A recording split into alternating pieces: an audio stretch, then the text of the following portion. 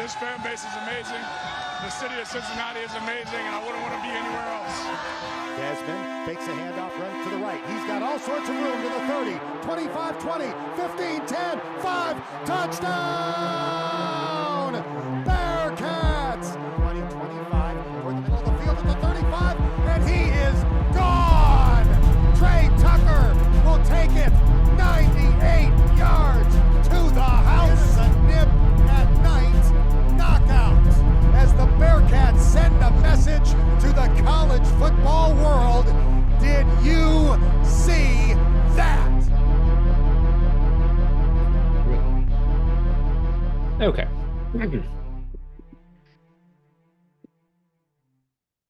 In a 5, 4, 3, 2, 1. Hello, folks, and welcome back to VIVA LA CATS, the Cincinnati podcast representing the 1012 network. I am your host, Justin Hiles, accompanied by my great friend, Steve Maurer, and we are here to bring you the Bearcats for better or for worse every single week. This includes our post-game live spaces, which we try to keep up during the basketball season as well, so check those out on Twitter. And aside from that, let's just talk about it, Steve. This is not something that we wanted to talk about, but we have to talk about. Yeah. To quote a great scholar of the Twitter world, Tyler I am, Trokey Withers, you got to be a blank idiot to be a sports fan. And Justin, on Saturday night, we were proven to be those idiots. UC dropped their 5th straight game against Xavier.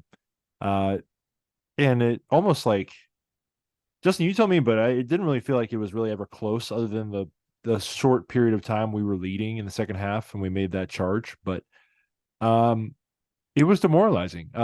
I have some notes here real quick if you want to get more Depressy era with me before we try to reel ourselves back. But what a shit 4 months for Cincinnati sports fans who are also Bearcats fans. Obviously, if you are a fan of one of the other local teams, then why are you listening to this show? I guess you just want to drink tears. UC, we lost to all of our rivals, Justin. Miami, West Virginia, UCF, Xavier. I mean, NKU is not our rival, but thank God we didn't lose to them too, because that would have been real bad. The Bengals lost Joe Burrow. I mean, we have Jake Browning, but, you know, it's not the same. FCC lost their dread rivals, Columbus Crew, who won the championship this past weekend right up the road. And the Reds failed to make the playoffs, did not sign Shohei Ohtani. And Justin, there's only so much you should be able to take. And this is a painful 4 months. It's really been a painful existence as a Cincinnati sports fan. And I try not to be the doomer gloomer Cincinnati sports fan, but man, I've been hurt a lot. And if we drop this game on Saturday to Dayton, it will not hurt me anymore because I've already been broken. That's false. It will continue to hurt you, Steve. Yes, because my brother would be able to talk shit to me about it. So, go Flyers. Basically, yeah.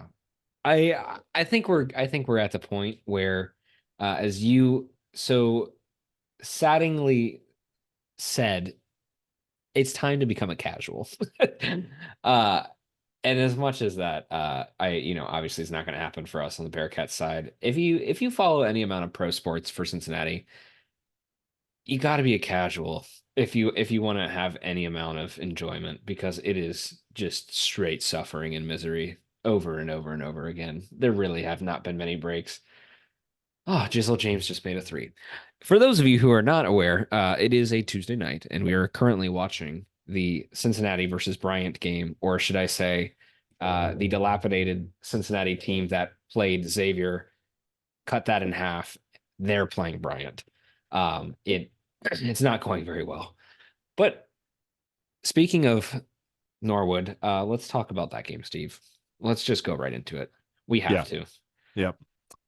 Yeah, I mean, ugly. It was ugly. And obviously, you know, you're not going to shoot that poorly in every game, but it always seems like we shoot poorly in that specific game. I don't know what it is. I don't know if Xavier's changing up like the shooting lines wherever we're at to make the baskets a little bit too tight. But Man, you just had too many guys just show up and not really provide anything in that game, unfortunately. Yeah, I mean, I think the biggest thing for me is we've I figure it's going to happen at some point. Cheers. I figure it's going to happen at some point during the season. And unfortunately, it's just happened earlier than we would have liked. But you start off the season, top 10 going into this game in bench scoring. And I think that's a huge factor because that's something that's been super, super lacking, has been Cincinnati's depth over the past few years. And then you go into this game, you're expecting, okay, this is going to be our biggest advantage. And in fact, it ends up being probably your worst nightmare because Xavier eliminates all of that. You have four guys who are scoring in double digits, which is great. And then you have the entire rest of the team who is chalking up about less than 10 points combined when, going into this game, your bench scoring was in the 30 plus to 40s, actually, I think. It was darn close. It was like 39 points a game or something like that, which is insane. And so when you lose that contribution from all of those guys scoring wise, it sets you up really quick to fail. And unfortunately, I know Steve and I have talked about this before we got into this week, but it's one of those games where, yes, it was a 5 point game at the end, but Jizzle James hucked up a shot at the buzzer to put a three in with literally no time on the clock to make it a 5 point game. And Shout out to before anybody who that, bet on the over 78.5 team total. Shout out to the Midnight Fox, Donnie Brummer, former co-host of this show. He happened to hit on that total. yeah. And before that, directly before that, with 5 seconds on the clock, I think it was Skillings or somebody. I don't remember who it was. Somebody threw up a shot and hit a three again to get us within that close range again. So it's like this realistically, instead of a 5 point game, should have been an 11 or 12 point game. And that's just putting it plainly. Like this game was not as close as the scoreline showed, but it sucks too because the score was fairly close for a good chunk of the game, and this was very doable.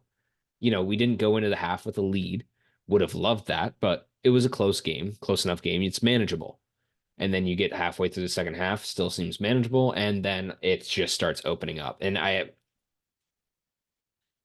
just want to know at what point when do the Bearcats get the turn of just having some guy who goes 5 for 5, 5 for 6, 7 for 8 from the 3 point line, who is literally throwing a shot up with one arm and fucking flipping off the crowd with another and sinking in a bank shot three while falling to the ground to make it a 4 point play. Like, I want to know when we have that because that's basically what Xavier has had every single year. And it is a suffocating thing to play against because somebody's going to do it and it's not going to be a Bearcat. You just See, know that going into that game every year. listen, I thought we had that guy, and I'm holding up a number just so I don't have to say his name. But the player whose number I'm holding up, I thought like this guy was going to do it, and Yeah. he did not. And that was disappointing. I think Justin, there was like a 6 minute stretch where we went from like up 3 to down 12, and that was really the ball game right there. Like, I get it, obviously, there was a lot more time left in the game after that. I think there was still like 5 or 6 minutes after that, but you went up 3 and then you're down like 72 to 60. It's going to be hard for you to come back from a double digit deficit with less than 7 minutes left in the game. And I just like, obviously, of course, they got, a couple good shots, a couple lucky things. But Justin, I want to ask you, like, what do you think is plaguing us on this run? And I have like a more macro point that I want to make just from this game and how I feel the fan base is reacting right now. But what is it, Justin? Why are we continuing to play like doo-doo in this certain game? I could give you a million reasons, Steve. Hey, we're on a podcast. We're recording this, so I mean, Yeah, I think I'm gonna say if I had one reason, like one main reason to say why we continue to lose this game, I think it honestly comes down to the roster turnover. Like, and I know that sounds like a really shitty excuse given what Xavier went through this offseason, and they have a lot of turnover. But I think the problem is is that no matter how much turnover you have in your roster, Xavier knows that this game is the game. And I hate using the Super Bowl excuse because I don't want to do that. But this is a massive game for Xavier that means a lot more to them than it does to the Cincinnati fan base. Somebody's going to quote me on that, but I need to finish. I don't Xavier know who cares y'all are about that this game does not really matter that much to, because we got to have a talk. No, I know what I'm getting at is like the amount that Xavier focuses on this game is far beyond what Cincinnati puts into it. However, Cincinnati needs to put that energy into it. It's not we don't care about this game. It's that Xavier wants nothing more than to just drown Cincinnati and drink their tears. That's all they want all year round. They're obsessed with the idea of beating us. We have lost the idea of being obsessed with beating them. We just hope that we beat them. And I think that difference in like just game mentality is the difference of why this game has continued to just keep falling behind for Cincinnati. It's not that we don't care. It's that we just don't care the same amount. We don't care as much. And I think that that's not a fault. That's not saying that Xavier fans are this, like they're obsessed and that absolutely nobody could possibly care more than the Xavier Musketeers, but it's true. They want to play this game every year and they want to beat us every year. And I don't think that Cincinnati does the same amount of preparation for this game. I would agree with that. And look at the schedules that the two teams played comparatively. Like obviously Xavier was 4-5 heading into that game, but they still had a KenPom rating that was pretty close to Cincinnati, and they had a much better out of conference strength of schedule. Where UC we didn't really play anyone, and obviously, my bad, folks. The Cincinnati basketball team is making me sick. No, I'm just kidding. We didn't really play anybody leading up, and obviously, that's kind of a thing where we want to get our guys in. But I think in the future, Justin, I think in future years we will be part of that Big 12 Big East battle, and we will be able to like play some more higher quality games. So it does like stand to reason that maybe we'll be more prepared for a big road game like this. But I just don't think the guys were prepared for that first real road test like that. And that's hard to do. Like, how many elite programs are really going to have like a early season home and home, like obviously there's a couple that have been doing it this year, but it's like Cincinnati is just not at that level where other teams are looking to schedule it. And I'm hoping it gets there, Justin, because I want to make this macro point real quick. Obviously, there's no one saying fire Wes. There's no one saying that this coaching staff is incompetent. Like no one is like complaining, and we're not going to give Coach Wes Miller the Brandon pink slip and say, get out the door and we're not going to pay you. And we'll settle it later. But I don't really feel like there's a ton of unity around his position, if that makes sense. Like, I don't really feel like there's been one really solidifying win for him in his tenure here. I mean, maybe Illinois, but that was a neutral site win against a team that was obviously off that night. And other than that, you really haven't had like that one signature win or one signature moment in his tenure that people can look at and be like, oh yeah, proof of concept. Somebody tweeted it in the replies. I have not really been looking at the replies on our Twitter account because it hurts. But somebody said that we're now 2-16 in quad one games. Not great, because look at our Big 12 schedule, bracketologist.net. I think all of our games are Big 12, like Q1 games for for Big 12 conference play. It's just like very demoralizing when, Justin, this was like one of the worst Xavier teams in years since that NIT year, the last time we beat them. And it was also just your chance really to play a team that you probably thought you were better than at their court and really get that monkey off your back and win that game finally at their place. So you made a good point, Justin, about the recruiting. And I do think that since he's recruiting can improve with Wes Miller, obviously, and it has improved. We're seeing it. Like we're seeing the star levels next to these guys that we're bringing in. And I think eventually you're just going to have to keep loading up on that talent, keep I believe in Coach Miller. I believe in this system. I believe it can happen. It's just like, man, like what are we doing here? Like it's just Yeah. so frustrating to not win that game. I think for me, like I said before, the point that I come back to is how bad does each team want it? And I think that honestly, there's been so many varying factors for Cincinnati over the past few years and the stretch in the past five that, like I said, I don't think the focus is necessarily there. Xavier just had their roster turnover like this year, but other than that, they had a shit ton of seniors. They had a lot of guys who had been in the program for a good while and can coach that mentality into the rest of their team and into their younger players that this is the game that you go for blood and guts. Like you're leaving it all on the court and you want to win this. If you look at this team, sure, you've had some guys that play in this, but I don't think that they really care about it or want it the same way. And maybe I'm wrong, and I hope that they prove me wrong. But as far as I've seen, like this game, we constantly fall behind. And I don't think that that can be attributed just to talent because, yes, Xavier has been winning the recruiting battle just because of the Big East. They've been winning that battle, and I think that conference really says a lot. But then you bring in Sean Miller, which really changes up the whole game because now you have quite honestly one of the best talent evaluators and recruiters in the entire country, and he gets to sit 3 miles away from you and come back to a team that has already plagued you before he got there.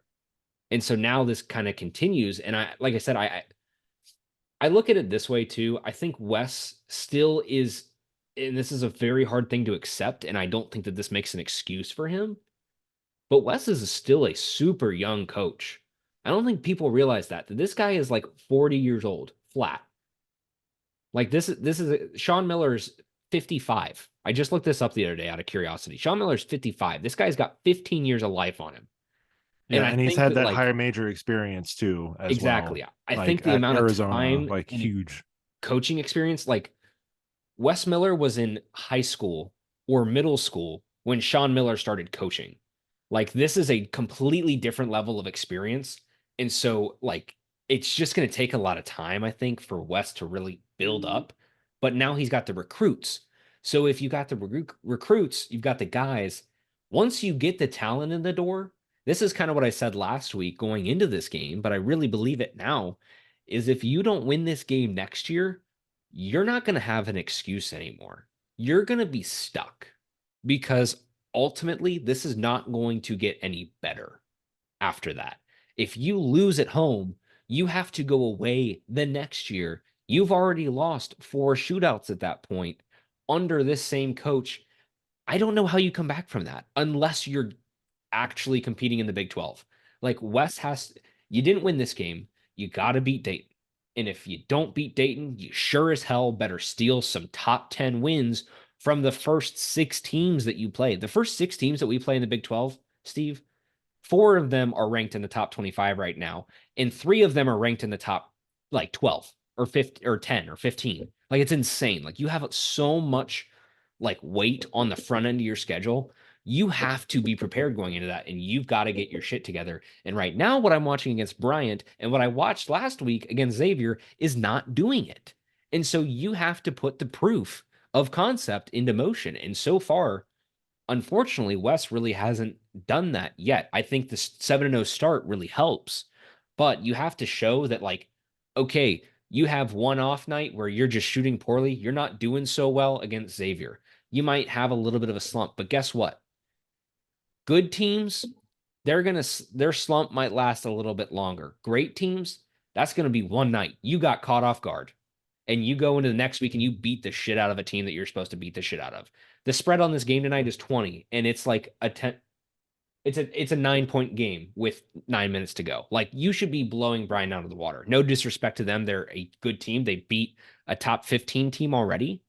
But like you need to be blowing that team out of the water if you want to prove that like this is not just, you know, this is just a one-time thing, that this is just, okay, Xavier got us because they really wanted this game after losing 3 straight in Cintas. Like that doesn't happen for them. And then they're going to gear up for this game on top of it. Like there's a lot of factors as to why Cincinnati lost that game, but it's just continuing to happen year in, year out. Well, here's another comparison point too, Justin. Bryant actually did go to X, and they lost by 25. So X beat him by 25. So, I do think that it's not a bad thing to really put X on that pedestal and say, like, and give them their flowers. I haven't been able to talk shit to them for the past 10 years because they keep dunking on us and becoming a bet. Like, their success in the past 10 years has outpaced Cincinnati's success by miles. And that hurts me to say. Like, they just made a Sweet 16 last year. Like, we have not made a Sweet 16 I was in high school since the last time we made a Sweet 16. I was in middle school, Steve. It's just like, obviously it's just not what we want it to be right now. And I listened to Chatterbox Bearcats, Charlie Walter, former Valley Sports host, and just a big Bearcats fan, and then a fellow Elder alum, Barry Keene over there. I listened to their preview for the shootout, and they talked about how just sickening it was that Xavier has kind of like taken over that mantle from us as like that premier program within this city, within this state, and that just like that should sicken you. It hurts hearing you just say those words, Steve. Like, that just grinds. Like, how can you deny? Like, I thought about putting out a tweet after, but again, my heart hurt and I didn't want to look at the app. But do you know that old clip, Justin, where Pedro Martinez is like at a press conference and he has to say, I just have to admit that the Yankees are my daddy. And so I don't know. I didn't think it was going to go over well with us, but I was thinking about putting that out as like, just have to admit that they are my daddy, just like I feel like I didn't really even like talk that much trash before this game. I was just the motto on UC fan Twitter before the game was just win. And didn't happen. I mean, it's like I said, until this team does the necessary things in order to be prepared for this game, it will continue to lose this game. And I think, like I come back to, you mentioned before, the scheduling, I think that's going to be your biggest thing. If you have something to set yourself up for, you have to look at your Big 12 schedule and you got to say, okay, yes, there are a lot of games to lose there. There are a lot of teams that are going to try to beat the shit out of you. You're going to be getting some teams that are going to try to put the absolute gas pedal on you and beat you by 25. That's their hope because you're the newcomer and you're not necessarily looking so hot against competitive teams right now. However, if you look at the beginning of your schedule, before you get into that, I understand the cupcakes. I understand you want to get just decent enough teams that you can kind of have some amount of a non-conference resume, but it really just comes down to wins so that you have a nice, pretty number at the end of the season. You need to look at how you prepare for this game by scheduling somebody who's worth a damn before you get to the shootout. Because Xavier, they did that. They lost 3 straight games to Oakland, Houston, and Delaware. 2 of those teams aren't ranked. One of those teams is a top 5 team in the country, and we've had our ass beat by them plenty of times recently. That streak has gone on for way too long. However, Oakland and Delaware, those teams are teams that are regular names somewhere around the end of the season that win their conference championship, win their conference tournament, go into the tournament, and they're playing in that. Like, they might not necessarily be regulars, but they are names that you're familiar with, and they're teams that are probably going to end up running their conference. Get those guys, but quit getting the guys that are meddling in these smaller conferences that you've just honestly never heard of. Get those off of your schedule and have somebody who's going to prep you, play another road game, play in a tournament, get the away experience, get the neutral site experience out before this game, because I firmly believe that is going to continue to kill you because you just lack the preparation. If you lose to Oakland, Houston, and Delaware in a row, all at home, you know what's a fucking wake-up call? Losing to those 3 teams in a row. And then the team that you have after that is the team that you aim for all year round. So if that's what your schedule is, you're going to come prepared for that. And if you got a few losses, you bet your ass you're going to be playing for your life to try to win that game. And I just think that Cincinnati cruised at that 7-0, and Xavier's sitting at that less than 500 going into that game. And they've just been besmirched at their own home, and their image has been smeared from what they wanted and what they expected to have at the beginning of the season. They're playing to beat the shit out of you in that game, and it was still a close game. So I mean, like, you've just got to be prepared. You have to be prepared, and we have just. I don't know what the game plan is there, other than just trying to have the good schedule. I get that it's your first year, but damn, dude, you I can't mean, keep losing this game. hey, I joked about this last week when the teams did their week before like little press conference at the downtown Skyline, but go get Katrina Merriweather in the locker room to talk to the boys before that. She's now 11-0. Like, shout out to the women's team for beating Xavier on Sunday. She is 11-0 as a player and coach against them. Like, do whatever you got to do. Like, this is obviously rivalries in basketball and football are very different. You don't obviously base your whole year off of like one game. Like, I kind of made that joke a few times during the football season on this show, but this is still an important game. And I think the problem is that we have been minimizing it. Like you said, like, it's been a problem since Mick that we have minimized it. And I do think, like, obviously I made a joke with Cap about free real estate, but they do have real estate in our heads, Justin, and we should really try to just use that real estate and really put them as the pedestal and really come for their ass like all year. I mean, like, I know they obviously have players coming in all the time, but like, somebody's got to wake these guys up. I mean, it took Kenyon Martin last year coming in the locker room at halftime to wake those guys up. Like, I mean, maybe it's just not the same right now, just with this era of, transfer portal and guys maybe not staying all 5 years, but I don't, it's something's got to change with that. And again, I want to throw this out there because somebody threw a comment under one of our tweets over the weekend. And I don't believe this, but I get what the point is. They said this rivalry needs another fight. And we're never going to advocate for violence. Shout out Kenny Freeze with his no fighting shirt with the Blob Boys.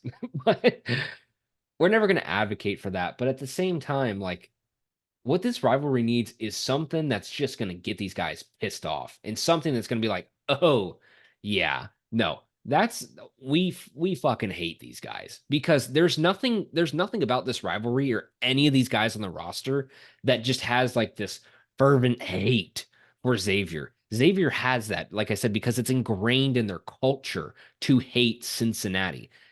Kenny Freeze said it when we talked to them last week, and I think it's true going into all these other guys playing this, that are playing now for Xavier.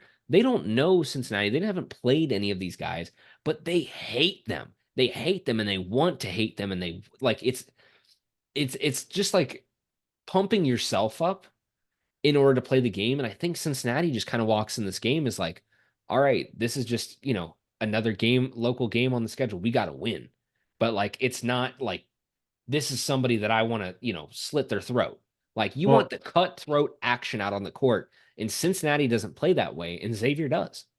Well, And you know what the thing is too, Justin, and it's kind of the thing about what led up to that brawl in 2011. It was the pregame comments from Sean Kilpatrick saying like none of their guys would start on our team, Yeah. And Xavier used that as bulletin board material, and they took that shit to heart.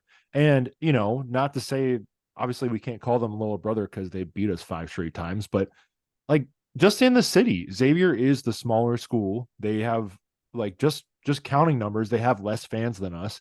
Like, it's ingrained in their culture that they want to like show that they're the better school, that they're the better team, because I mean, jokingly, this is all they have, but it's also just like their fans, and like they've been hearing it for years about how Cincinnati's been better and better. And even in like the 90s when UC was losing games as a number 1 team to Xavier at home, like, there's so many times where that has to happen before.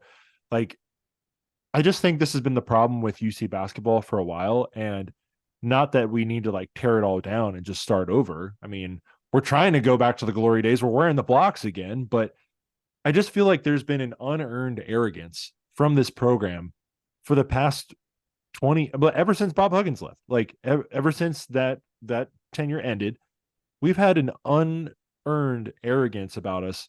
And we've gone to one Sweet 16 since Bob Huggins left. Like, I just think that's the problem with this program right now, is that we have obviously like all those things in the rafters saying what we did. And like, I know the Xavier fans make that joke about us. Like, we always talk about the past. They talk a lot about the past too, by the way. Like, they say like however many in the past 20, like, is that not talking about the past? Is that not talking about the 90s? Like, come on now. But I do think that there is something to that Cincinnati does have a lot of history for its basketball program. We have a lot going for us. I definitely I want all those guys to be praised for the work they did here. But this program and ever since Bob Huggins left, Justin, we haven't really done that much. And it's time that we need to just let go of that fucking ego and just be like, look, man, we need to be like, we need this to be better. And I believe in Wes. I believe he can do that. But it's just so frustrating to see that, we're still here resting on what like nobody in this program did in the 90s, when it's all just when Xavier has actually laid the work and they're still building. And, eventually they will probably break through to a Final Four and all of our jokes will go away. But I just think it's like we got to stop resting on our laurels as UC fans and just as this program in general, and really just get that hunger back, get that drive back. Well, and I think one of the big things too, and this is a reason that personally I really like Wes. And actually, before I get to that, I'm going to backtrack a little bit, but this still all has to do with the same thing. Cincinnati has gone through so much turnover since Mick left. And I think that that's a huge thing to remember too, because you go from not only like 2017, 2018, 2016, 15, that 15 to like 18 stretch was massive for Cincinnati basketball. You know what was in the fucking sewers at that point in time? Cincinnati football. It really wasn't much of anything to be worth playing for. Like you could go to the games, cool, but they're going to churn out a 500 season or less than 500, and then they might, get good eventually, but who knows? Cincinnati football was not the premier thing at the time. Cincinnati basketball was still the premier thing. People looked to that. They marqueed that. Cincinnati basketball had a different energy. Then Mick leaves. And at the exact same time that Mick leaves, Cincinnati football gets really good. And everybody's attention gets drawn away from that. And guess who gets to come in after that? John Brannon, who then gets to go out the door in 2 years. Guess what also happens in that? You have like 14 or 15 guys who all cycle out of your roster in the matter of like 2 years. And then on top of that, you then fire that guy, you bring in a new coach, and then after a year of that, you're going to a new conference. 2 years of that, technically, you're going to a new conference. So then with the new conference, you're still cycling out more guys. Now you're trying to gear up your talent, which means you're probably losing a few guys that have been with the team that know the rivalry. You don't have a Jeremiah Davenport. You don't have a Mike Adams Woods who came in as freshmen, played in this game, and know the game. You have guys who are just new. They might be more talented, but they're new. And so you lose that. You lose those guys. You have a coach who doesn't really have the history of it, who didn't grow up around Cincinnati, who didn't really know it. So he's getting to learn the rivalry, even if he has respect for it. There's just so much kind of change here. And then then I want to put this in comparison to Xavier. Yes, they had Travis Steele. They went from Chris Mack to Travis Steele to Sean Miller in just about the same time frame that we did. But you know what didn't slow down? Their recruiting. You know what didn't slow down? Their winning. You know what didn't slow down? Their postseason presence. You know what also did not slow down during that? Their hate for Cincinnati. And you know what else they got in the midst of all that coaching change? They got a coach who's played in the crosstown shootout and who knows the rivalry because he was at Xavier. So he knows how much this game means. And so again, I think it just comes back to like Xavier has done everything to be prepared and has just it's a completely different situation over there than we have currently. And I really agree with what you say here, Steve, because I don't think that necessarily we should lose our desire to win. And I don't think that this just like completely derails the season, because I still believe, like I said, there's 23 after this game finishes, 22 games left on your season. The Bearcats are starting to take over, by the way. They have a 16-point lead with 5 minutes to go. That's looking better. We'll see how it finishes. Regardless, you have guys that are set up for a long time to eventually get us there. But You have to lay the culture. You have to lay the groundwork in order to get there. And like what you said, Steve, that ego, that past that you keep holding on to, you need to learn. And this is where I come back to the point that I like about Wes. Wes is completely different than John Brannon. Wes is completely different than Mick Cronin. Wes is completely different than Bob Huggins. He does not emphasize the same points and the same kind of game style that any of those guys did.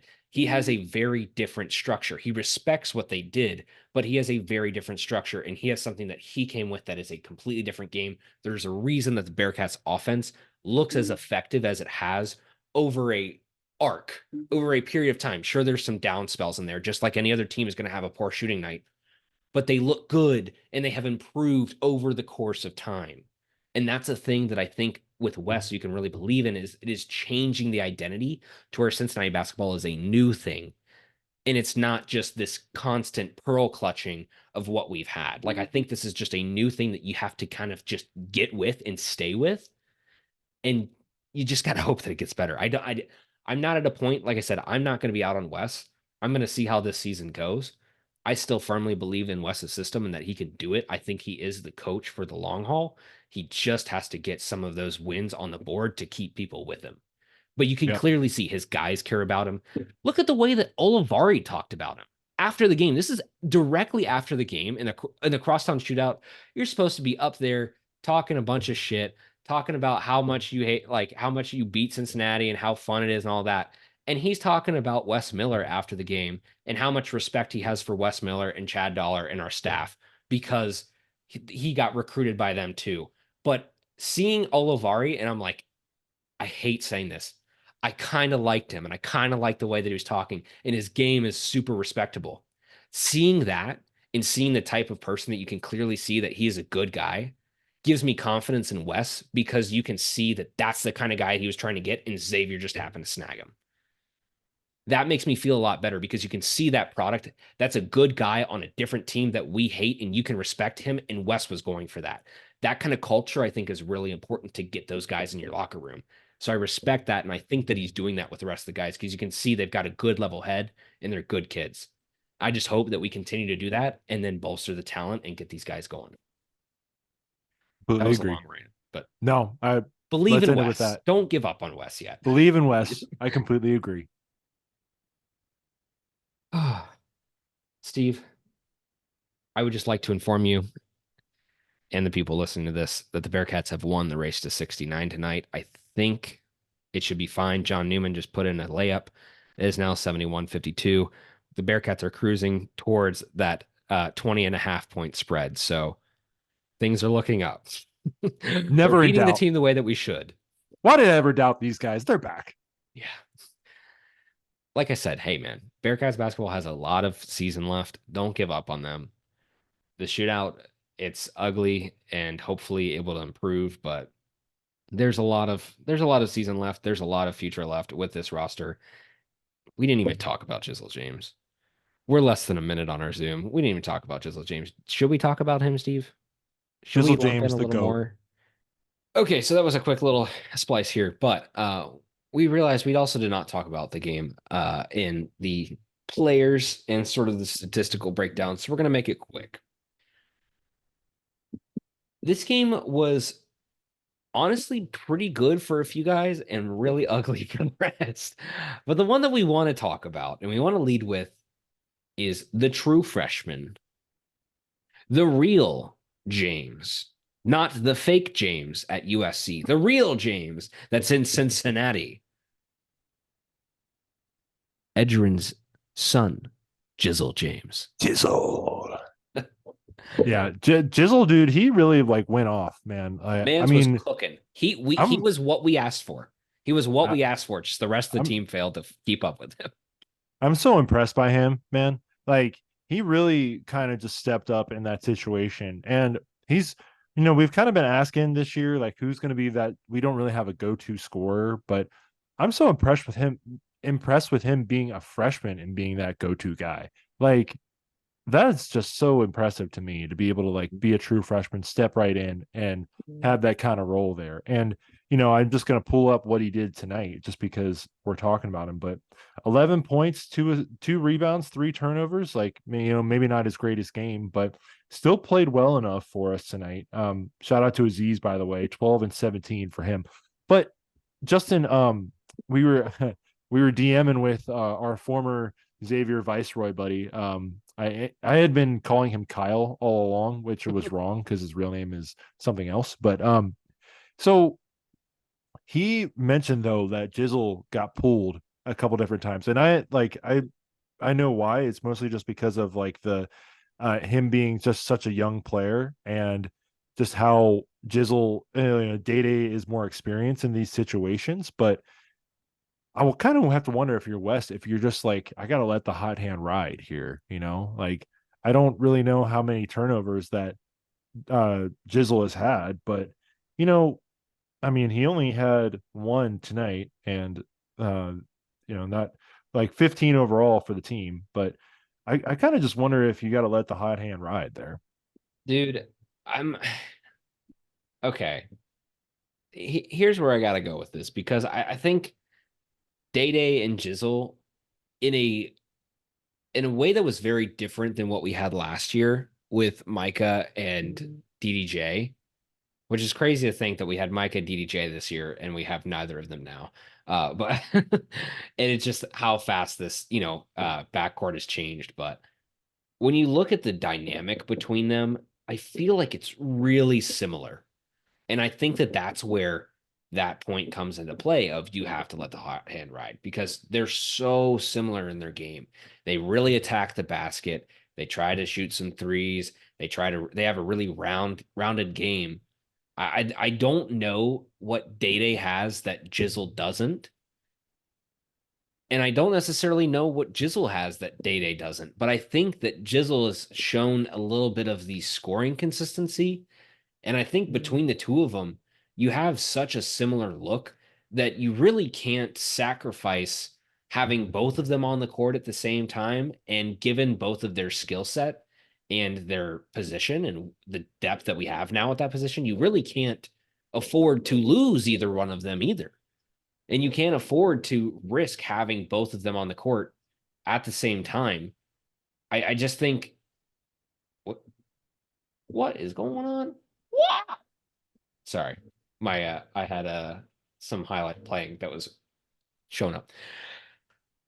I think that just kind of what I look at is Jizzle's the future.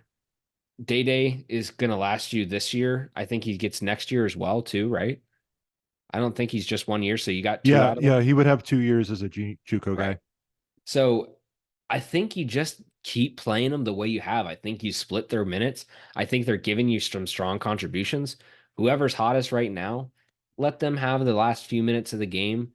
You don't necessarily need to make Jizzle a starter right now. He's getting plenty of minutes. I'm pretty sure he's like in the top 5 of minutes right now. Let it keep going. I think that he's honestly going to be the future of this. And if you're looking for a guy who's going to know what that rivalry is about and who's going to play well in that shootout, I think you got him. I really think you do. And I think that you got him in a way that we really didn't feel that we had with some of these guys of recent past. And so I'm hoping that he really turns out to be a stud. And it's looking like he has already. And for somebody as a freshman to be contributing the way he has, I'm really impressed. He looks like he should be out on the court more than a couple of the other guys. But I do firmly believe that him and Day Day are so similar that you really can't risk, putting them both on the court at the same time and then lose a couple inches of height, with your matchup of the two because they're both smaller guys. But could you imagine that if you just run like a small lineup? I don't think we've seen a single minute of action of Day Day and Jizzle on the court at the same time at all. Have Yeah, you? I not that I can think of, but I would be. I mean, we probably would have seen more of that if Aziz wasn't cleared. So, Yeah. I mean, But I've dude, throw those two in, put Vic and Aziz down there, and then put like John Newman in. You got two guys who can do basically the same thing. would you I play the 4 guard lineup with Skillings or like a 4 non-big lineup with Skillings as well? ooh, that's a good question. I don't know, man. Okay. Well, while we're on it, let's get to this too, because this is a point for the game.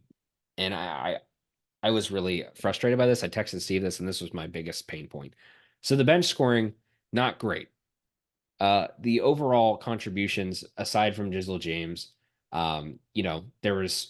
you had 19, 15, 17, and 18 from three other guys.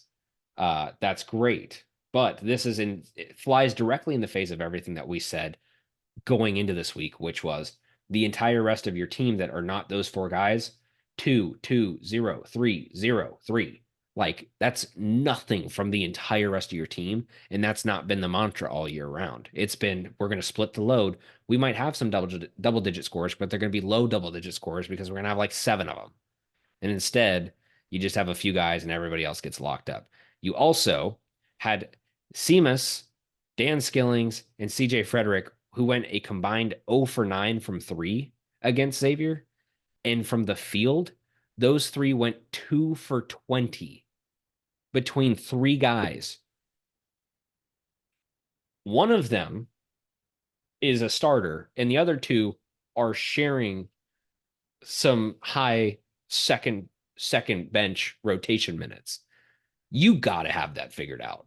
You cannot have just basically goose eggs from those guys. Like, that just can't happen, especially when CJ is your spot up shooter, Seamus is your other spot up shooter, and is trying to lead your team kind of in assists and really dish out the ball.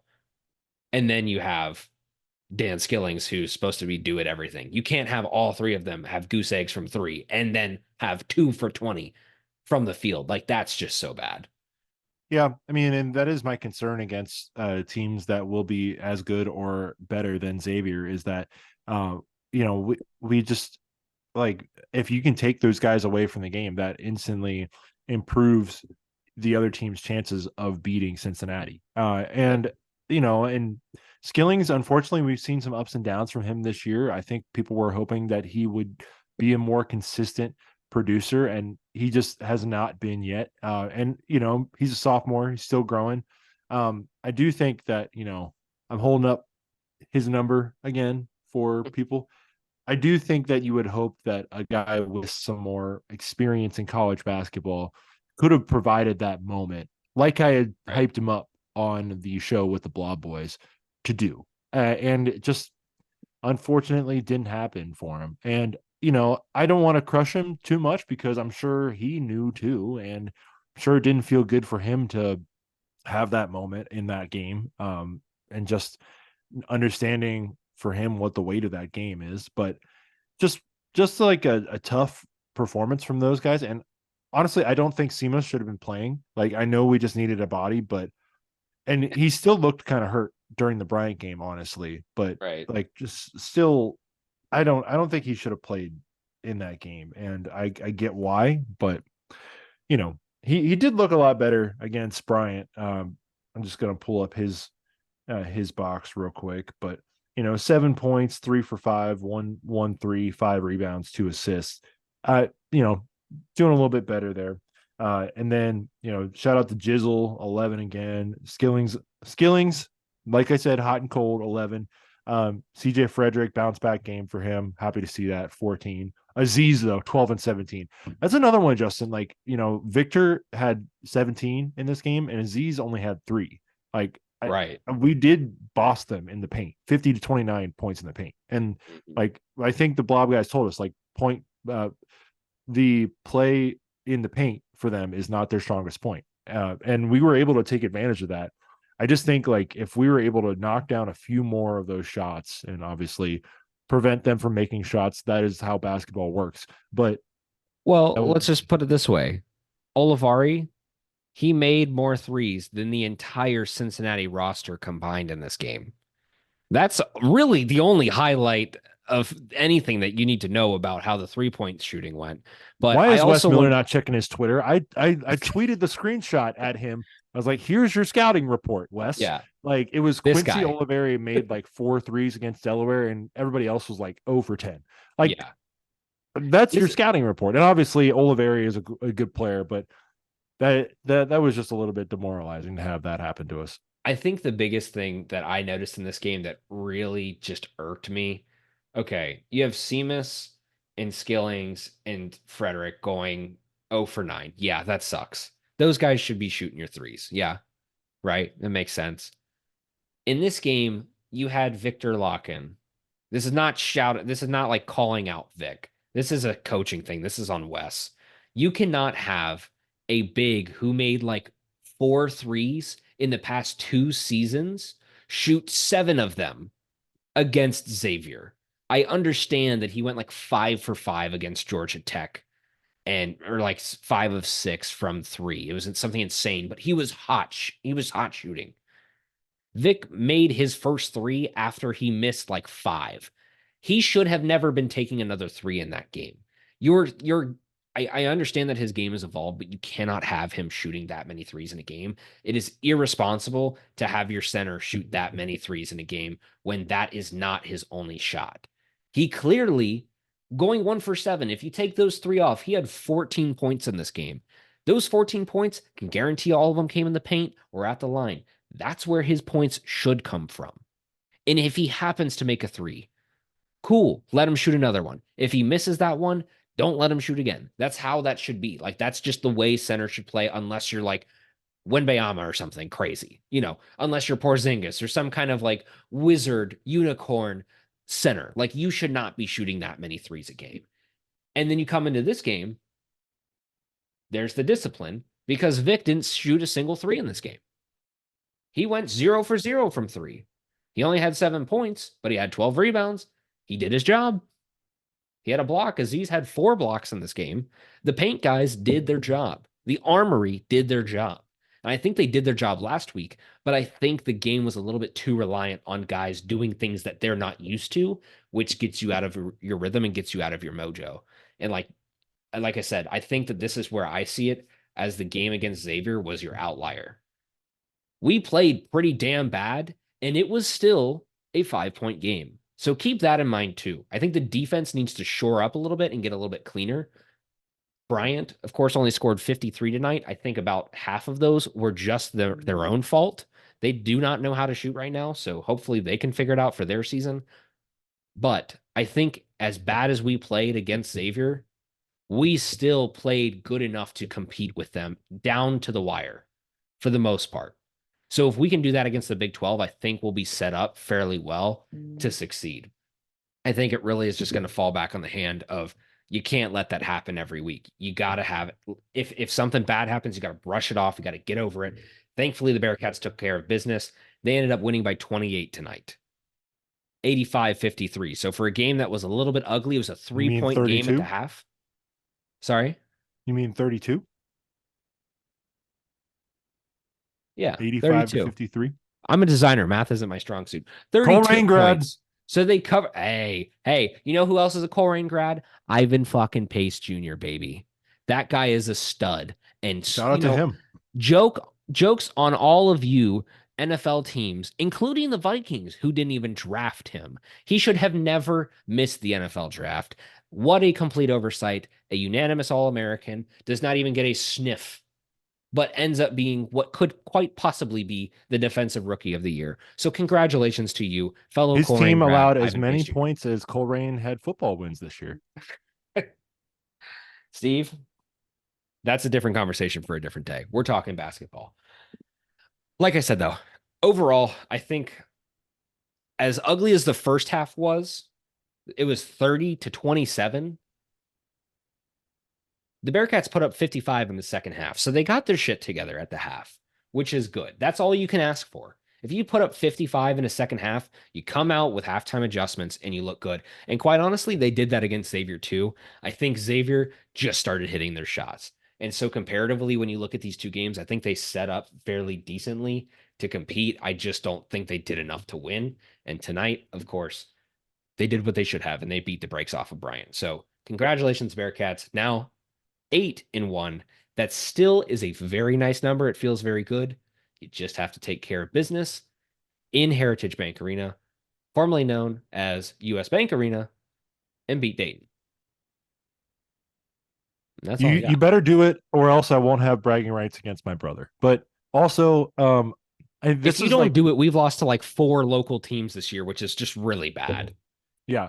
Well, and also I think this is your best chance at a decent non-conference win other than Georgia Tech before the season starts, before the conference season starts. So obviously, they're 42 in net. That's a quad 1 win, baby. If you can obviously you don't really need those wins when you're playing, the Big 12 schedule, but it's nice to have. That sure is true. That sure is true. Well, I think we covered everything, Steve. I don't know about you, but I definitely feel better about our season after talking about this. I think there's mojo, there's some good vibes coming. You just got to stick with it.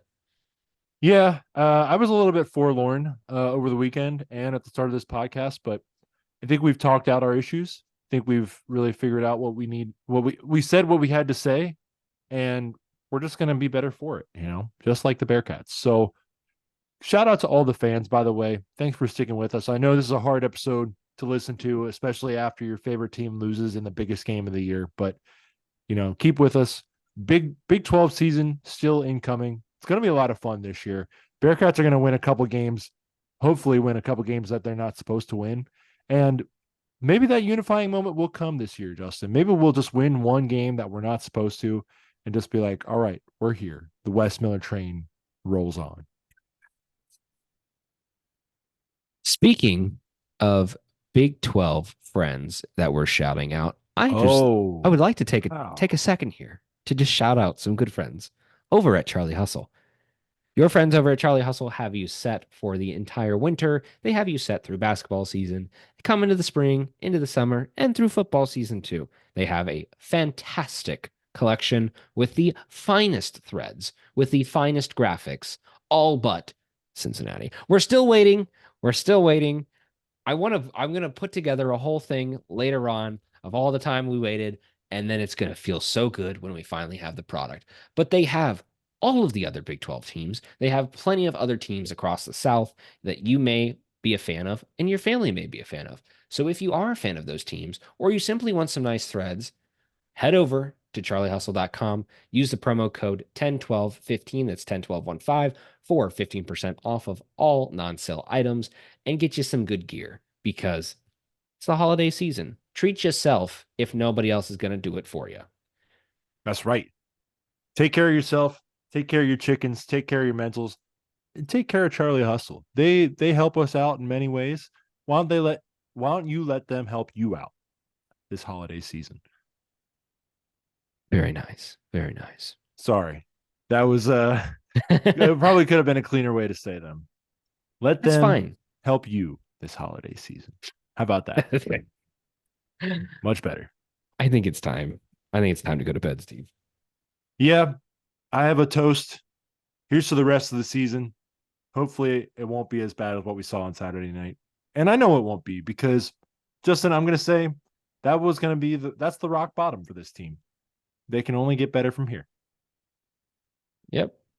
Pretty much. I mean, I think we saw the two of the worst halves of the entire season tonight and last weekend. And it's going to be over. It's all up from here. That's right.